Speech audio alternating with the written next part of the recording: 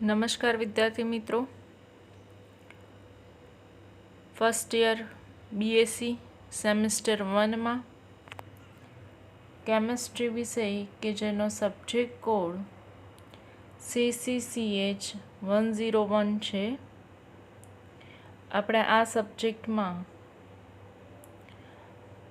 Lecture number 7માં મળી રહ્યા છીએ. મિત્રો,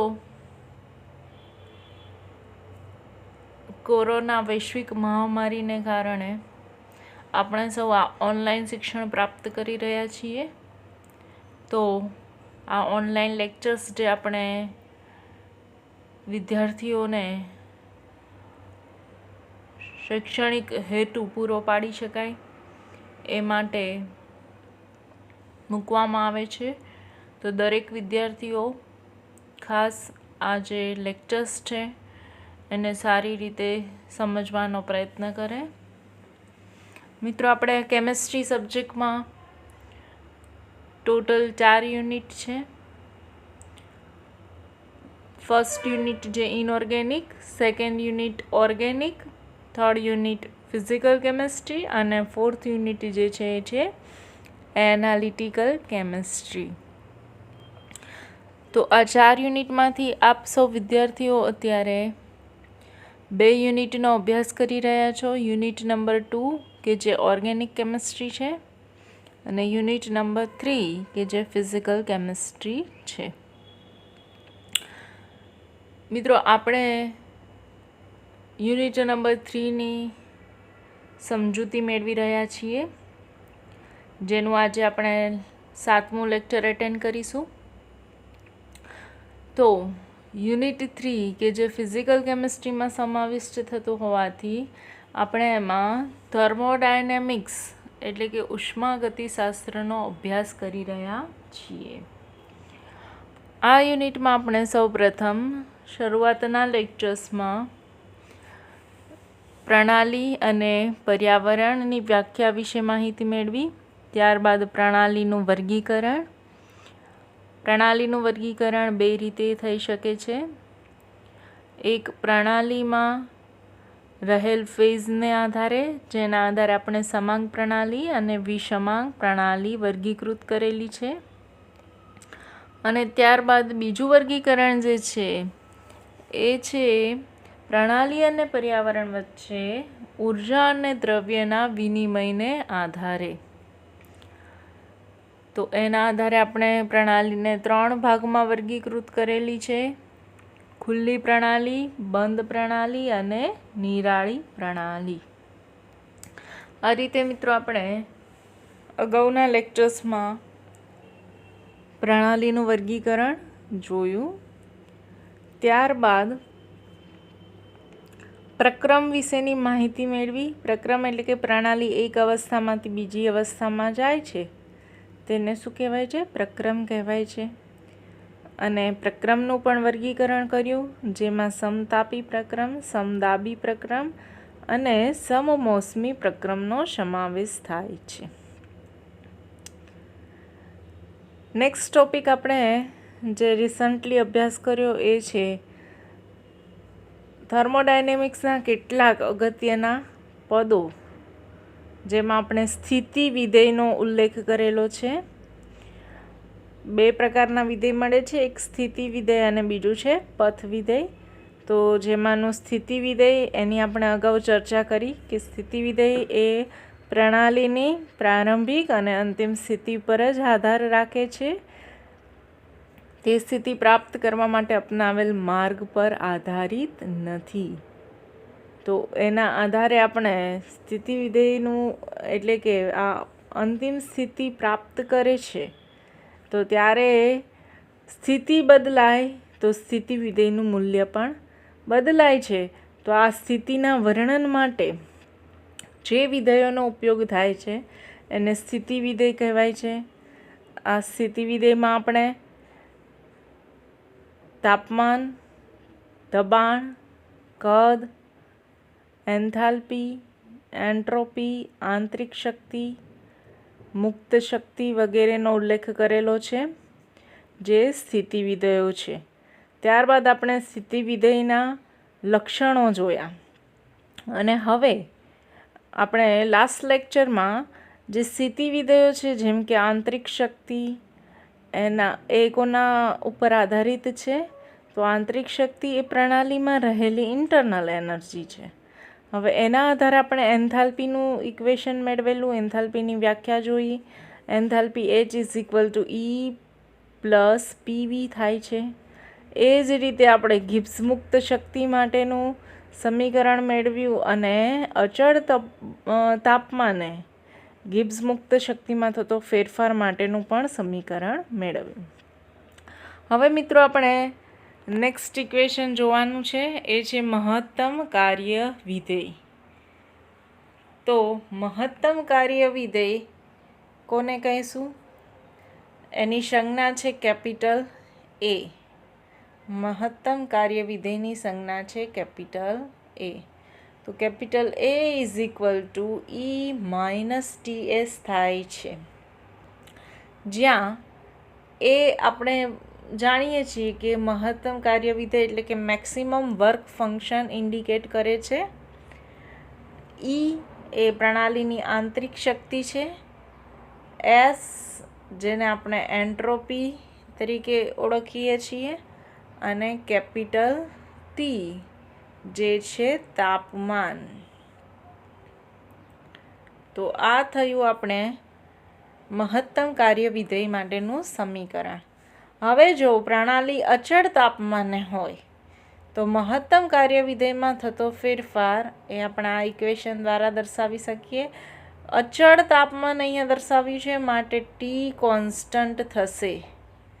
Therefore delta A = delta E minus T delta S. તો અહીંયા આપ જોઈ શકો છો કે જે ફેરફાર છે એને દર્શાવવા માટે આપણે ડેલ્ટા સંજ્ઞાનો ઉપયોગ કરેલો છે. હવે નેક્સ્ટ જે છે એ તમારો નેક્સ્ટ ક્વેશ્ચન છે ઉષ્મા અને કાર્ય સમજાવો. આપણે અગાઉ પણ સ્થિતિ વિધેયોની માહિતી મેળવતા હતા ત્યારે એની લક્ષણોમાં આપણે દર્શાવેલું છે ઉષ્મા, કાર્ય અને અંતર એ સ્થિતિ વિધેય નથી પરંતુ કેવા છે? પથ વિધેય છે. હવે આપણે એને અહીંયા સમજવાનું છે. તો આપેલી યાંત્રિક પ્રણાલી ઉપર કરવામાં આવેલું કાર્ય, કોઈ પણ આપણી પાસે સાદી યાંત્રિક પ્રણાલી છે એની ઉપર કરવામાં આવેલું કાર્ય એ પ્રણાલીની શક્તિમાં શું કરે છે? ફેરફાર કરે છે. કોઈ પણ યાંત્રિક પ્રણાલી હોય એના ઉપર જ્યારે કાર્ય થાય તો પ્રણાલીની શક્તિમાં ફેરફાર થાય છે અને તેથી કાર્યને પ્રણાલીને શક્તિમાં ફેરફાર કરનાર સાધન કે રીત વડે વર્ણવી શકાય. કારણ કે જો પ્રણાલી ઉપર કાર્ય કરવામાં આવે તો પ્રણાલીની શક્તિમાં ફેરફાર થાય છે. માટે પ્રણાલીની શક્તિના ફેરફાર કરનાર સાધન કે રીત તરીકે કોને લઈ શકાય? આપણે કાર્યને લઈ શકીએ. એટલે કે ફેરફાર કેવી રીતે થયો તેની ઉપર કાર્ય આધારિત છે. પરિણામે કાર્ય એ સ્થિતિ વિધેય નથી, કારણ કે પ્રણાલીની બે સ્થિતિ વચ્ચેના માર્ગ ઉપર આધારિત છે. એટલે કે આ પથ ઉપર આધારિત છે. માટે એને શું કહેવાય છે? પથ વિધેય તરીકે ઓળખવામાં આવે છે. તો વિદ્યાર્થીઓ અહીંયા કાર્ય જે છે એ પ્રણાલીની સ્થિતિ પર આધાર રાખતું નથી, પરંતુ જ્યારે પ્રણાલીની આંતરિક શક્તિમાં ફેરફાર થાય છે ત્યારે એ બંને સ્થિતિ વચ્ચેના માર્ગ ઉપર આધાર રાખે છે. માટે કાર્ય એ સ્થિતિ વિધેય નથી પરંતુ પથ વિધેય છે. અને એ જ રીતે આપણે ઉષ્મા વિશે વાત કરીએ તો ઉષ્મા એ કોઈ પદાર્થ નથી. ઉષ્મા જેને આપણે ઉર્જા પણ કહીએ છીએ, તો એ કાર્યની માફક ઉષ્મા પણ શું છે? એક શક્તિનું સ્વરૂપ છે જેના વડે પ્રણાલીઓ શક્તિ વિનિમય કરે છે. ઉષ્મા એ શક્તિનો જથ્થો છે. પ્રણાલીની એક સ્થિતિમાંથી બીજી સ્થિતિમાંના ઉષ્માના વિનિમયને આપણે તાપમાનના ફેરફારથી નોંધીએ છીએ. તો ઉષ્ણતામાનમાં ફેરફાર કરવા પ્રણાલી ઉપર કાર્ય કરવું પડે છે અથવા તો પ્રણાલી પોતે કાર્ય કરે છે. એટલે કે જ્યારે પ્રણાલીની ઉષ્મામાં ફેરફાર કરવાનો હોય ત્યારે પ્રણાલી પોતે કાર્ય કરે અથવા તો પ્રણાલી ઉપર કાર્ય થાય છે. આમ ઉષ્મા અને કાર્ય એ પ્રણાલીની શક્તિમાં ફેરફાર કરે છે. આથી આ બંને વિધેયો ઉષ્મા અને કાર્ય એ બંને વિધેયો છે એ સ્થિતિ વિધેયો નથી પરંતુ પથ વિધેય છે. બરાબર છે મિત્રો. તો આ ખૂબ નાની એવી શોર્ટ નોટ છે જે ક્યારેક યુનિવર્સિટી એક્ઝામમાં પૂછાય પણ છે. તો ઉષ્મા અને કાર્ય વિશેની એ સમજૂતી થઈ. હવે આપણે નેક્સ્ટ ક્વેશ્ચન જોઈએ, જે છે ક્વેશ્ચન નંબર 4. થર્મોડાયનેમિક્સનો પ્રથમ નિયમ સમજાવો અથવા તો થર્મોડાયનેમિક્સના પ્રથમ નિયમની સમજૂતી આપી એના વિવિધ વિધાનો સમજાવો અથવા તો જણાવો. અહીંયા મિત્રો તમારે એનું કોઈ ગાણિતિક સ્વરૂપ છે એની રજૂઆત કરવાની નથી. પ્રશ્નને ખાસ સમજવાનો છે, માત્ર પ્રથમ નિયમની સમજૂતી આપવાની છે અને એના વિવિધ વિધાનો જે છે એ જણાવવાના છે. તો સૌથી પહેલું તો થર્મોડાયનેમિક્સનો પ્રથમ નિયમ એવું કહે છે કે શક્તિનું સર્જન થઈ શકતું નથી કે તેનો નાશ પણ થઈ શકતો નથી. એટલે કે જે વિશ્વમાં શક્તિ જે છે એનું સર્જન પણ થઈ શકતું નથી કે એનો નાશ પણ થઈ શકતો નથી, પરંતુ શક્તિ જે છે એનું એક સ્વરૂપમાંથી બીજા સ્વરૂપમાં પરિવર્તન થઈ શકે છે. તો આ નિયમ જે છે પ્રથમ નિયમ, એનું બીજું નામ છે શક્તિ સંચયનો નિયમ.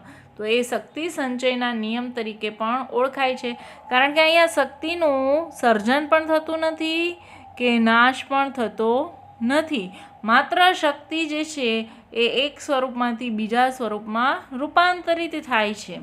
એટલે એક સ્વરૂપે અદૃશ્યમાન થાય તો બીજા સ્વરૂપમાં એ દ્રશ્યમાન થાય છે.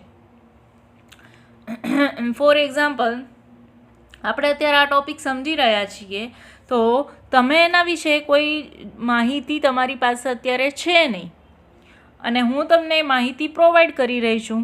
તો અત્યારે એ માહિતી છે એને હું એક પ્રણાલી તરીકે વર્તું છું, તો મારી પાસે માહિતી છે માટે આપણે એને એક સ્વરૂપ કહીશું, શક્તિનું એક સ્વરૂપ, જે હવે હું તમને સમજાવી અને તમારા સુધી પહોંચાડું છું. તો એ શક્તિનું બીજું સ્વરૂપ થયું.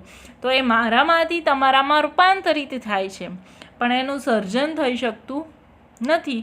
સાથે એ જ રીતે એનો નાશ પણ થઈ શકતો નથી. તો આ રીતે મિત્રો જ્યારે એક શક્તિનું એક સ્વરૂપ એ અદૃશ્ય થાય ત્યારે એટલા જ જથ્થામાં એ બીજા સ્વરૂપે શું થાય છે? દ્રશ્યમાન થાય છે. શક્તિનું એક સ્વરૂપ જ્યારે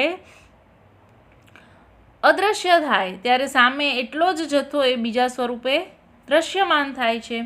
તો દળ અને શક્તિનું એકબીજામાં રૂપાંતર થઈ શકે છે માટે કોઈ પણ વિભિન્ન પ્રણાલીની કુલ શક્તિ અને એના દળનો જથ્થો કેવો હોય છે? અચળ હોય છે, કારણ કે આપણે આ શક્તિ સંચયનો નિયમ છે અને પ્રણાલીમાં એટલે કે વિશ્વની કુલ શક્તિ કેવી છે? અચળ રહે છે. શક્તિનું સર્જન પણ થતું નથી કે શક્તિનો વિનાશ પણ થઈ શકતો નથી. તો હવે આપણે મિત્રો એ કોન્સેપ્ટ છે એને આ એક ડાયાગ્રામ દ્વારા સમજીએ.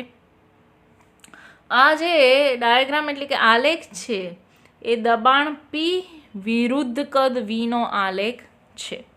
તો જેમ આપણે ઉપર y અક્ષ અને આ છે x અક્ષ, બરાબર છે?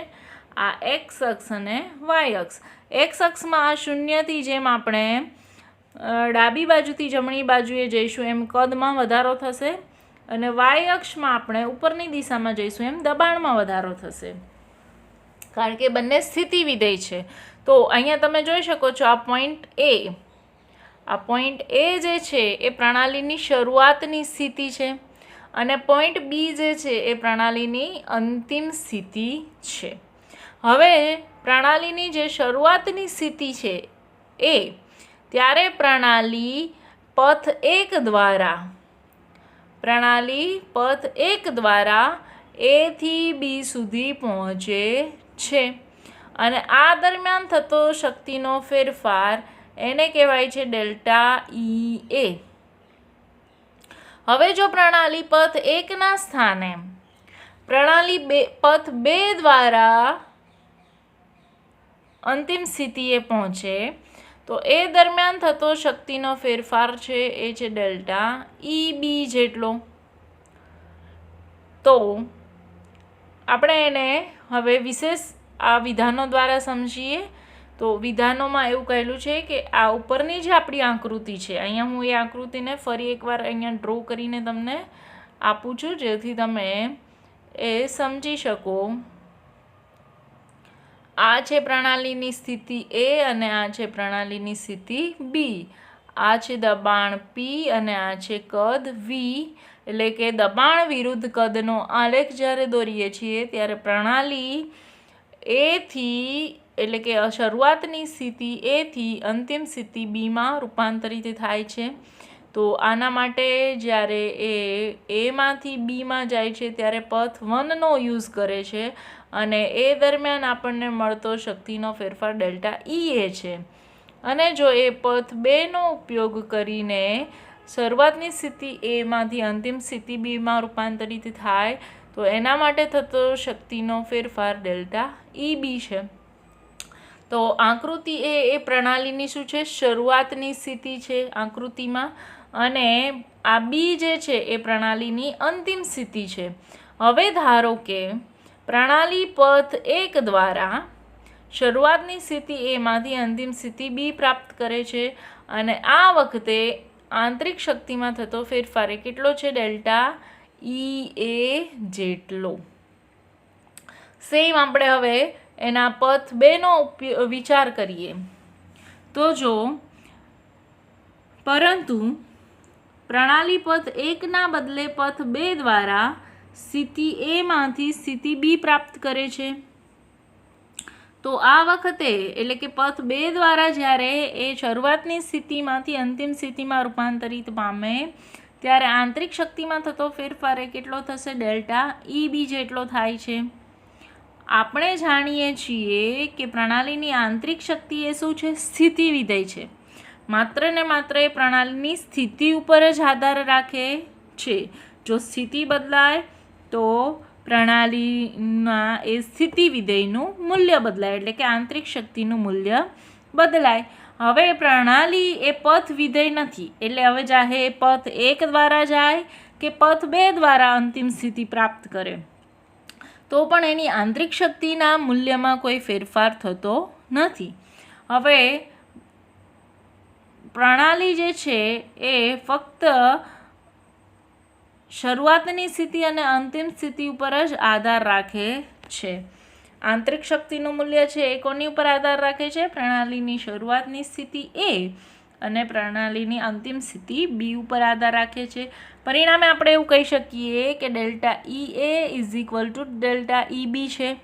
એટલે કે કોઈ પણ પથ દ્વારા જાય, પથ 1 દ્વારા Aમાંથી Bમાં રૂપાંતર પામે કે પથ B દ્વારા Aમાંથી Bમાં રૂપાંતર પામે, પરંતુ બંને પથ દરમિયાન એટલે કે પથ એ અપનાવે છે તો પણ પ્રણાલીની આંતરિક શક્તિ તો અચળ જ રહે કારણ કે પથ વિધેય નથી, માત્ર એ સ્થિતિ વિધેય છે. તો